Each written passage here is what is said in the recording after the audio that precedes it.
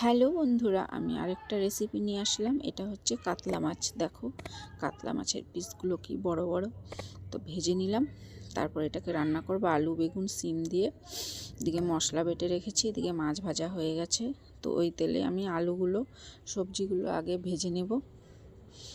তো এই যে দেখো ভাজা আমার হয়ে এসছে, এবার তুলে নিব। তুলে নিয়ে আর একটু তেল দিয়ে জিরা তেজপাতা সোমবার দিয়ে মশলা দিয়ে ভালো করে কষিয়ে নেব। মশলাটা কষানো হয়ে গেলে তারপর সবজিগুলো ঢেলে দেব। তো দেখো ঢালছি। তো এইবার ভালো করে নেড়ে চেড়ে নিব। তারপর গরম জল দিব। তো তরকারিতে সবসময় গরম জল দিলে ভালো হয়।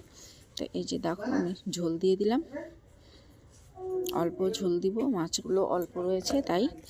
তো এবার জলটা দিয়ে দিলাম, একটু ফুটলেই মাছগুলো আর ধনেপাতা একসাথে দিয়ে দেব। তো এই যে দিয়ে দিলাম।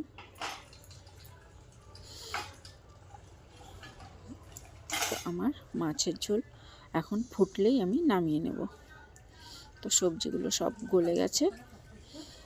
দেখো শীতের দিনে মাছের ঝোল খেতে ভীষণ ভালো লাগে, সিম আলু বেগুন দিয়ে। তো ঝোলটা ফুটে এসছে, নামিয়ে নিলাম। ভালো লাগলে আমার পাশে অবশ্যই থাকবে। তোমরা সবাই সুস্থ থাকবে, ভালো থাকবে। টাটা।